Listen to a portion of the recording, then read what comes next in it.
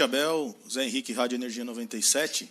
O torcedor gosta muito do show, né, do gol, do chapéu, da caneta, mas esquece um pouco da função do Zé, que hoje faz uma função de camisa 5, né? E ele jogava no Bahia como 10, veio no Palmeiras como 8 e hoje faz uma função 5. Como que ele está se adaptando a essa função de mais de marcação, de segurar um pouco mais, cadenciar, ditar o ritmo? Como que você está trabalhando com o Zé nesse quesito? Boa noite a todos.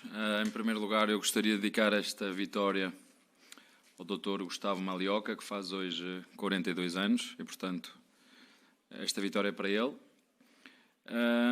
Em relação ao Zé, eu já falei várias vezes, quando os jogadores têm coração e mente aberta, é muito mais fácil eles entenderem aquilo que a equipa precisa. E o Zé, apesar de quando fazia parceria com o Danilo, o Zé recuperava muito mais bolas que o Danilo era mais um armador, não era um recuperador. O Danilo não tem como característica recuperar bolas, é mais um intercepta, não recupera.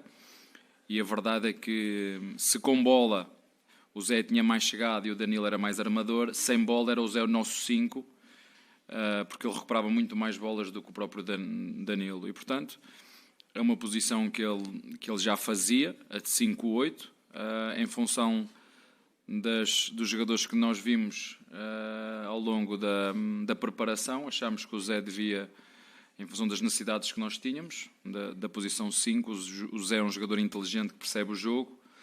Não é eu costumo dizer que há dois tipos de 5. Há o 5 caçador, que anda para todo lado, né? E há o 5 que é de guarda, que sabe o que está posicionado, sabe fazer bem um triângulo ali na frente dos dois zagueiros, mexe-se e corre o que é certo. E o Zé, nos últimos anos, eu acho que ele começou a entender, a ler muito bem o jogo, a fazer as coberturas dos espaços, quando ele sabe muito bem quando tem que marcar o espaço e quando tem que marcar o homem, e nós decidimos recuá-lo mais um bocadinho. É uma posição que ele sabe fazer, faz bem, recupera bem. Bendita a hora que nós decidimos passar o Zé para aquela posição um bocadinho mais recuada, mas que pode chegar na mesma. Ele sabe que tem liberdade para chegar à cabeça da área, se o jogo o ditar, e soltar um bocadinho mais o menino, que não é tão rigoroso naquilo que tem a ver com esta questão de muitas vezes marcar o espaço, outras vezes marcar o homem. Abel, boa noite. Ao longo do seu trabalho, você trabalhou muito com jogadores pela direita do ataque, que eram meias construtores, né? Podemos lembrar lá do Gabriel Menino, titular na final da Libertadores contra o Santos, o Scarpa no passado jogando muito bem assim. E esse ano, não é uma coisa inédita, mas esse ano você tem pelo lado direito do ataque um atacante de fato, que é o Rony, e sua primeira opção é o Giovani, que também é um menino muito agudo, que ataca muito a linha de fundo. Queria te perguntar se essa mudança ela modifica as dinâmicas ofensivas do Palmeiras, especialmente no que diz respeito ao espaço que o lateral ataca por aquele lado e as interações com o Rafael Veiga, que é o meia central desse time. Obrigado. Olha, eu acho que foi uma vez no América Mineiro que me fizeram essa pergunta, e eu disse que jogo em função das características dos jogadores que temos. A verdade é que eu gosto, se me perguntares, eu gosto de ter os pontas bem abertos para espaçar a linha adversária, porque quando sobe os laterais ao mesmo tempo, se o adversário recompor os pontas, vamos defender ou atacar linhas de 6, e nós não queremos atacar linhas de 6, queremos atacar linhas de 4 e de 5. E isso permite-nos, como te disse, espaçar o jogo.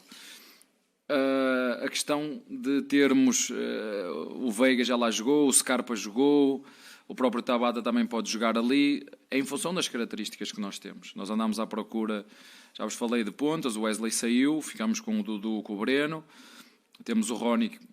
Eu sei que o Rony também gosta de jogar mais na frente, mas pode fazer as duas, jogar na frente e jogar na 7, que ele domina muito bem as duas posições, e acho que isso nos permite mais flexibilidade e ter um elenco mais curto, porque há vários jogadores no nosso elenco, não de hoje, mas que fazem mais que uma posição.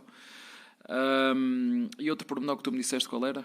Que eu estou-me aqui a perder agora. A presença do lateral direito, o que se muda alguma coisa no espaço que o Rocha ataca, jogando com um ponto ou com um meio articulador? O Rocha tem essa liberdade, ele é outro jogador também muito, muito inteligente. Umas vezes é ele que ataca à profundidade, outras vezes ele vai por dentro, quase como um segundo médio, quando o menino chega à área para ficar com uma cobertura por trás, fazer uma construção 3-2 com o Rocha e o Zé, que foi o que fizemos na segunda parte, porque na primeira parte eu acho que foi a primeira vez que nós em casa demos muitas transições ao nosso adversário. Portanto, eu acho que isto era um jogo para nós fazermos mais 3 ou 4 golos e o adversário também fazer 2 ou 3. Ainda bem que as duas equipas tenham 2 bons guarda-redes que fizeram a tarefa deles, que foi defender, e foi isso que nós fizemos na segunda parte. Equilibramos mais a equipa.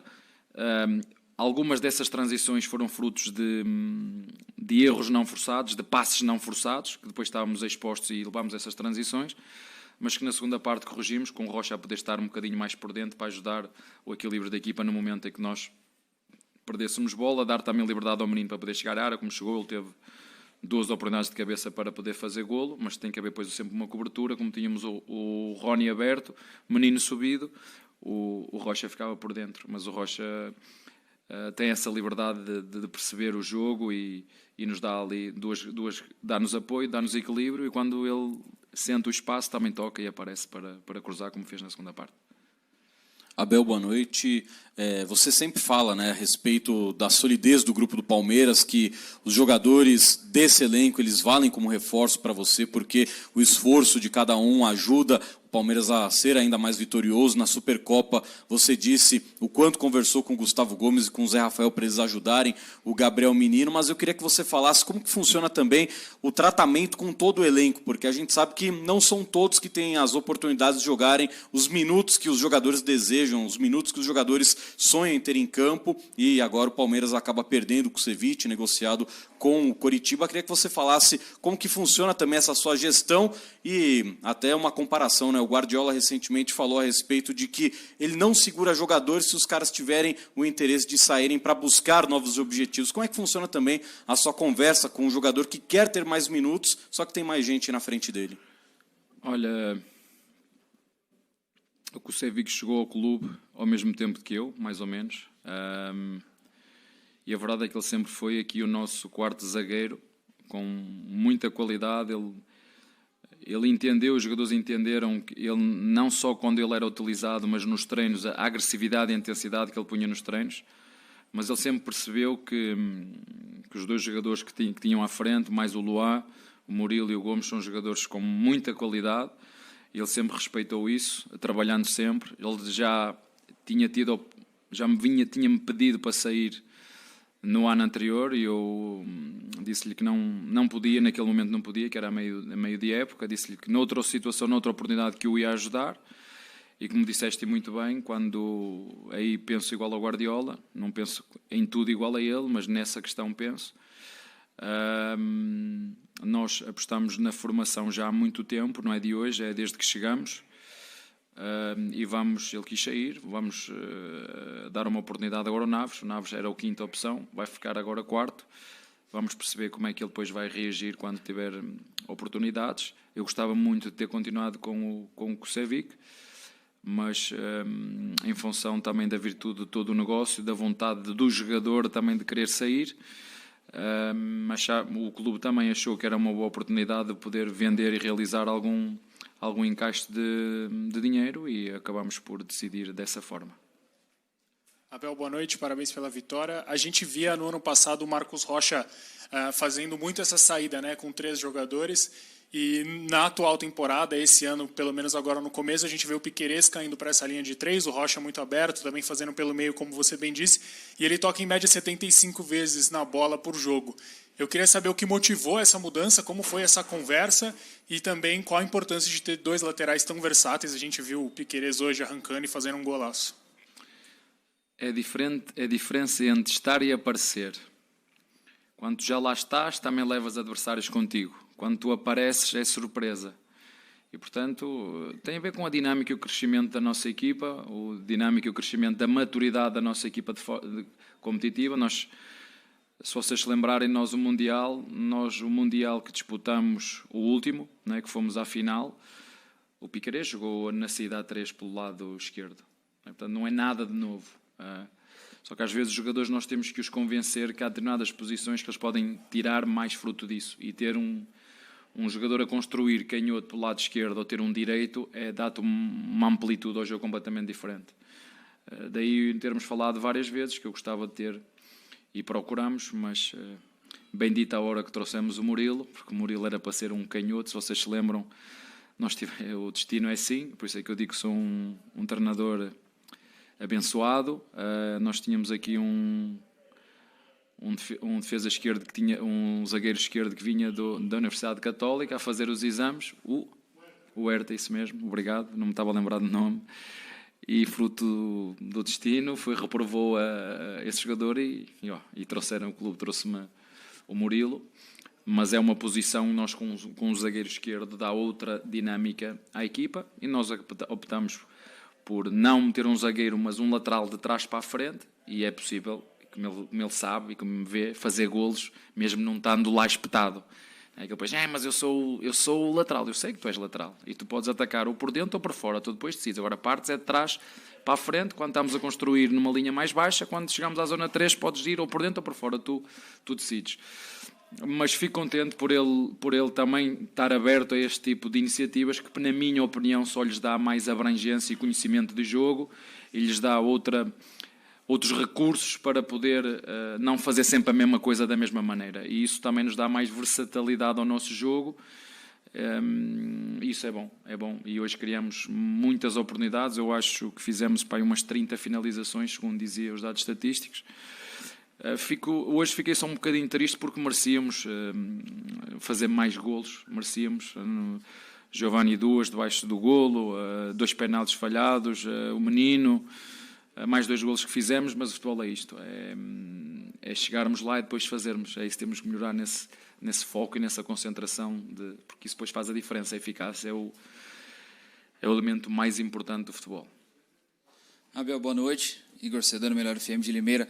Abel, você falou há pouco sobre o Zé Rafael e também o Menino, você tem conversado para, depois da saída do Danilo, essa troca, né, deles, queria saber se hoje o Gabriel Menino é esse substituto ideal do Danilo, uma substituição caseira, digamos assim, se você pretende ir ao mercado, se você está satisfeito nesse primeiro momento com o Gabriel Menino fazendo essa posição, ganhando oportunidade, ganhando rodagem no meio de campo, ele que ao longo do ano passado foi entrando aos poucos na equipe, hoje ele é o titular absoluto da sua equipe, e gostaria, já que você mencionou, essas 2 penalidades perdidas também. Boa noite. Olha, para ser muito sincero, nós...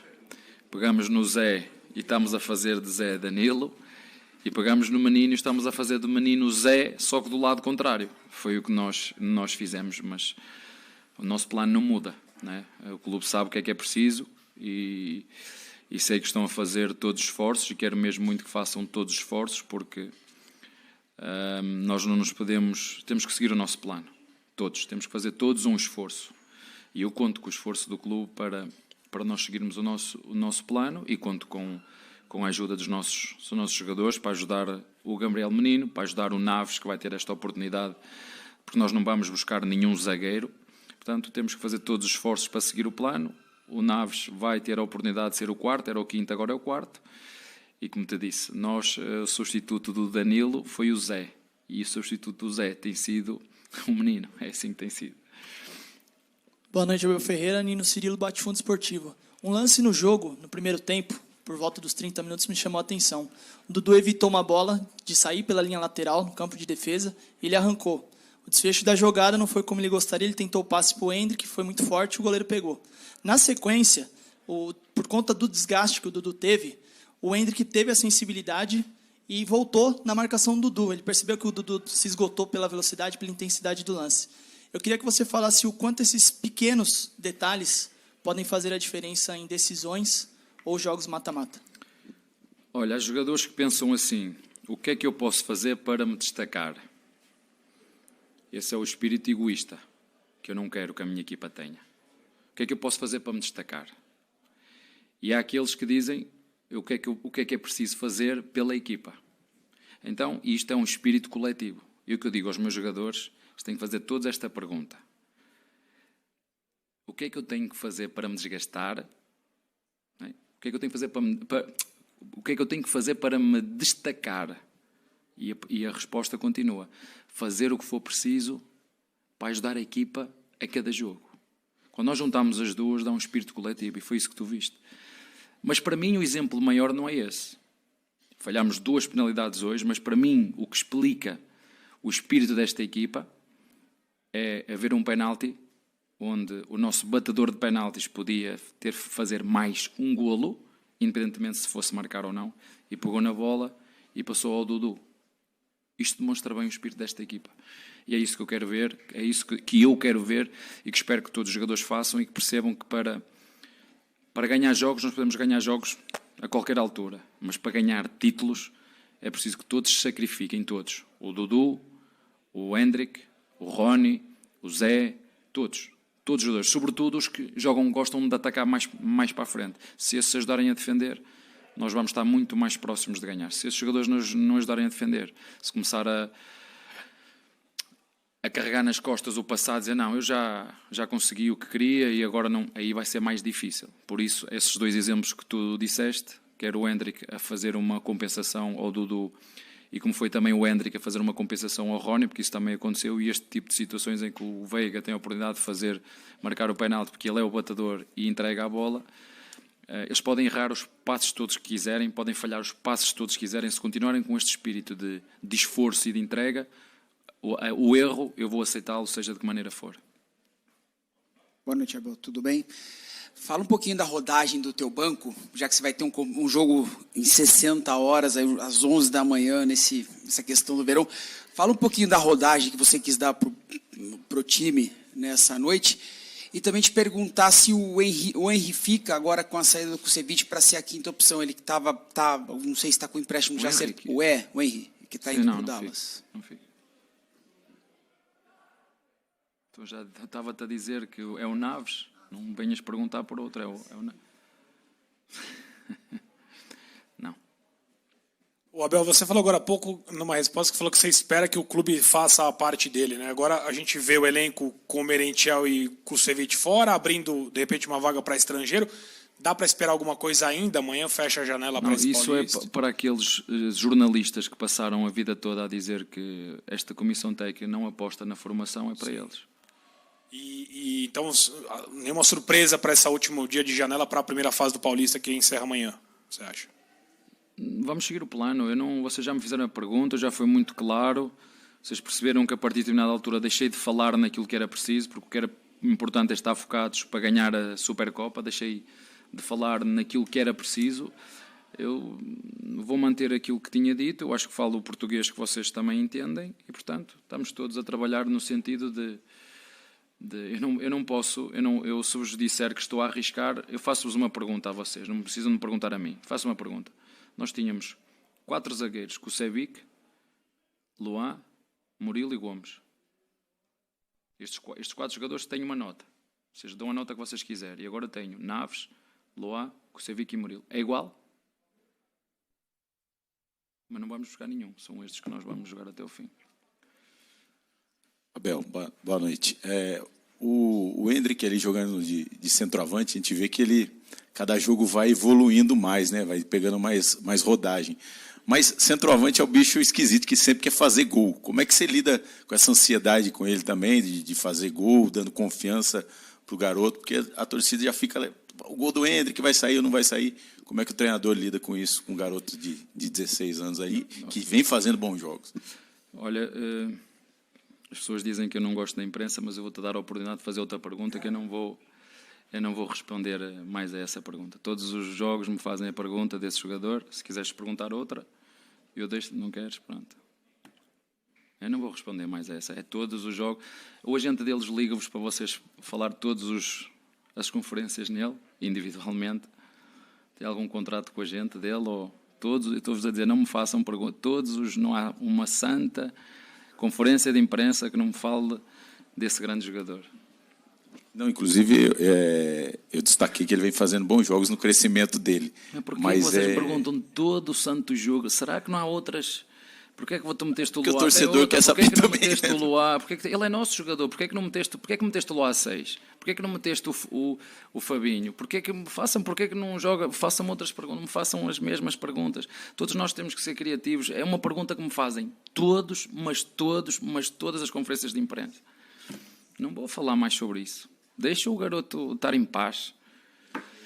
Então eu vou inverter o jogo, professor. Você sabe que eu gostaria muito de fazer uma exclusiva como tantos colegas, mas você não dá exclusivas. Te convidei até para a gente bater um papo com calma. Exclusiva só a minha mulher. Sobre futebol, É tomar um vinho do Porto, comer um bolinho de bacalhau. Mas falar de exclusiva é só a minha mulher. Mas eu não Vocês quero, têm todos não os quero dias... o espaço da Olha, sua esposa, por Deixa-me favor. só dizer uma coisa. Vocês têm todos, de 3 em 3 dias, quem quiser, todos os jornalistas têm o direito de se sentar nesta cadeira e perguntar-me o que quiser. Eu, de 3 em 3 dias, estou sempre a fazer exclusivas. Olha, Então estou aqui vamos a lá, fazer uma exclusiva contigo. então vamos lá. Então eu vou aproveitar. De vez em quando eu aproveito a coletiva para fazer perguntas até fora do jogo. É o caso, tá, Abel? Até porque gosto muito daquilo que você pensa sobre futebol, das suas posições. E você fala de futebol em vários aspectos, né? Preocupa, você que está aqui no futebol brasileiro, o fato do que aconteceu com o Flamengo, de cair no Mundial, numa semifinal. Isso aconteceu com você também na primeira disputa de Mundial, sem se deparar com um grande campeão europeu, que aí sim é muito complicado, mas em tese enfrentar times do Oriente Médio, do Norte da África, do mundo árabe, era para o brasileiro chegar com mais força, muitas vezes. Isso aconteceu também com o Internacional, com o Atlético Mineiro, em anos mais recentes. Isso é preocupante? O futebol brasileiro está nesse nível mesmo, para perder, ganhar, jogar meio que 50-50 com times como aqueles que passaram pelos brasileiros? O Flamengo ficou sem um jogador cedo e isso condiciona toda a história do jogo. Eu não vou estar a comentar muito disso, porque isso não, já tem tanto problema dentro do clube que tem que resolver, que o problema dos outros eu posso bem. Não é? O que vos posso dizer é que o futebol brasileiro foi considerado, não foi por nós, foi considerado a liga mais competitiva. Se me perguntas, eu faço aqui uma pergunta, vocês acham, eu não estou aqui a defender ninguém, o campeonato europeu já vai a meio da época, estão com os níveis competitivos super maduros e consistentes. Nós começámos a treinar em dezembro, janeiro, apanha logo o Mundial, como aconteceu a mim também, fomos jogar com o Chelsea, e que nos preparámos muito bem no segundo ano, mas eles já estão, como é que se diz, com a velocidade de cruzeiro, nós ainda estamos, o avião ainda está a levantar e o dele já está lá em cima. Portanto, por si só, é desigual, porque tu vais jogar com o campeonato europeu que já está, e com equipas, eu falo sobretudo da Europa, neste caso o Real Madrid, e as outras também, porque já estão em fase, nós ainda estamos a decolar. E isso é uma dificuldade que nós aqui temos, seja o Flamengo, seja o Corinthians, seja o São Paulo, seja o Palmeiras, seja quem for, que temos. Eu gostava de ver as coisas por outro lado. Há aspectos que nós temos que melhorar, sim, já vos disse, aspectos de gramado, se queremos bons espetáculos temos que ter grama, se queremos jogos com intensidade temos que dar tempo de descanso, se não queremos tantas lesões, é outra das coisas, temos que dar esse descanso. Há muitas coisas para melhorar primeiro em termos de organização, antes de estarmos aqui a comparar com os outros. Primeiro nós vamos tentar melhorar e depois nós estarmos a full, depois nós estarmos bem internamente, bem organizados, calendários como deve ser, tempos de recuperação como deve ser. Por exemplo, eu venho de um microciclo de jogar às 7h30, 8h30, agora, passado 2 dias, metem-me a jogar às 11h. A única coisa que eu mais peço é chegar daqui a 3 dias, às 11h30, quer dizer, que me troca tudo. Este problema é a questão, sabe quando você está habituado a fazer, habituado ao mesmo ritmo, e de repente há aqui uma quebra, e é o que vai acontecer, não é? Agora viemos no ritmo normal, tal, e agora fazem um jogo às 11h30, num campo que, segundo me disseram, a relva, o gramado está uma vergonha, que devia ser proibido, foi como disseram, está uma vergonha, e isso é que tem que ser cuidado. Às vezes andamos preocupados com isso. Não, temos que ter a preocupação de ter todas as condições para proporcionar um bom espetáculo. Se o relevado está uma vergonha, que me disseram, eu estou aqui, se está, troquem, não se pode jogar ali. E é o que acontece na Europa. Se você não regar o campo, se não tiver a relva a 2 centímetros de altura, se não tiver a grama em condições, é multado, não pode jogar lá. É muito sério. Aqui ainda há espaço, já vos disse, há muito espaço para melhorar internamente antes de nós nos compararmos com os outros. Vamos primeiro nós internamente. São um jogo, sabem, o futebol é mágico. Ainda hoje no início do jogo me perguntaram o Inter de Limeira. O Inter de Limeira tinha hoje aqui 20% para ganhar o jogo. E até vos vou dizer mais. Quem devia ter marcado primeiro eram eles. Eles criaram mais oportunidades primeiro do que nós. Portanto, estes 20%, todas as equipas do mundo, por isso é que o futebol é um jogo de probabilidades, tem probabilidade de ganhar. E o que nós temos que fazer é tentar reduzir essas probabilidades, respeitar sempre os nossos adversários, e também disse isso, uma das vossas colegas me estava a dizer assim, os jogos ganham-se dentro das 4 linhas. É ali que eles se ganham. E perdem.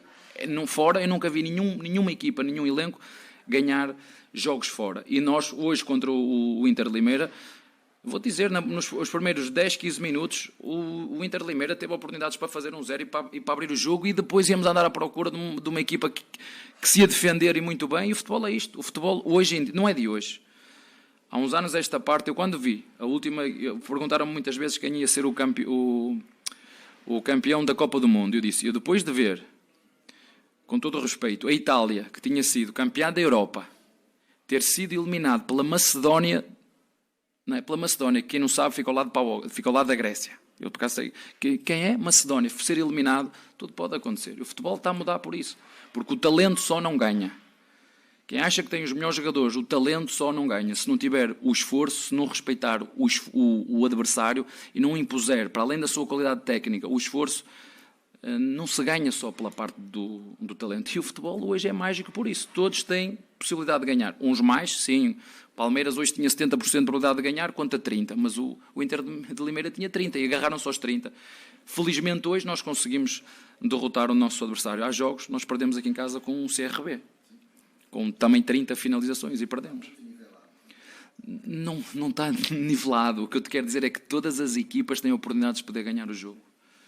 Mas eu, mais do que estar a comparar com os outros, eu acho que há muitos aspectos que nós internamente temos que melhorar. Boa noite, Abel. E no livro, se tu quiseres ler o meu livro, não é? Se quiseres ler o meu livro, nas últimas, autografo com todo o gosto. Tu estás aqui muitas vezes e brincas comigo, também posso brincar contigo. O último bloquinho está lá. O que é que o futebol brasileiro tem de bom e o que é que pode melhorar. Se quiseres ler, está lá tudo escrito.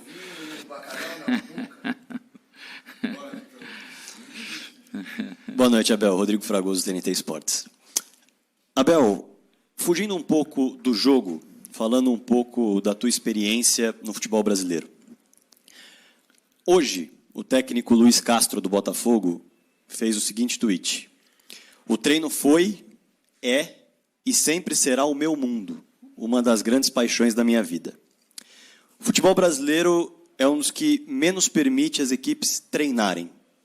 Eu queria saber qual é a tua relação com o treino e o que o calendário do futebol brasileiro fez você desenvolver para lidar com tão poucas sessões em relação a outros países em que você trabalhou. Primeiro dizer-te que eu gosto muito do Luiz Castro. E vou-lhe dizer a ele, eu treino.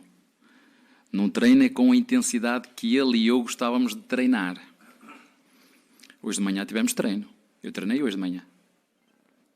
Só que a intensidade do treino é que é diferente. E o que o Brasil a mim me ensinou é que há crenças que tu tens, não, os jogadores não podem jogar 2 em 2 dias, de 3 em 3 dias. Podem. Não 6 jogos seguidos. Ao final de 6, pelo menos os meus, há sempre um ou outro que cai. Então, eu quando começo a ver uma sequência grande, 5, 6 jogos, nós temos que começar a trocar. Ou trocar ou substituir mais cedo. Embora os jogadores às vezes ficam chateados. Não é? Porque é que troca sempre o Dudu? Porque é que troca sempre o Giovanni? Porque é que troca sempre os jogadores que são aceleradores? Não é? Eu não posso ser isto aos jogadores. Mas se o jogo me permitir, como ainda permitiu hoje, eu começo já a pensar, bem, se der aqui folga, começo já a pensar no jogo seguinte. E que os jogadores que eu tenho, que sei que são fundamentais e que são a base da equipa, se eu os conseguir tirar mais cedo, vão ter mais energia e vão conseguir recuperar mais cedo. Mas é uma coisa que eu tenho preocupação aqui. Na Europa eu não tinha essa preocupação. Tinha uma semana inteira para recuperar e para treinar. Portanto, e aqui tenho que pensar nisso. Tenho muitas vezes, sem dizer aos jogadores, mas estou a jogar 2 jogos. Como já joguei aqui. Lembro-me que toda a gente me criticou quando jogámos contra o São Paulo. Jogámos com uma segunda linha porque tínhamos a Libertadores a seguir e jogámos e bem, só que perdemos, e bem. Mas eu tinha que fazer essa poupança. Não há outra forma.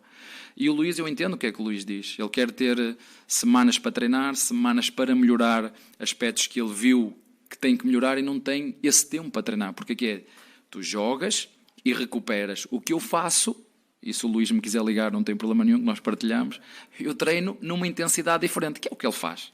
Ele é muito mais experiente que eu, é o que ele faz também. Agora, claro, para quem gosta do treino e de treinar, tem que se adaptar às circunstâncias, não há outra forma.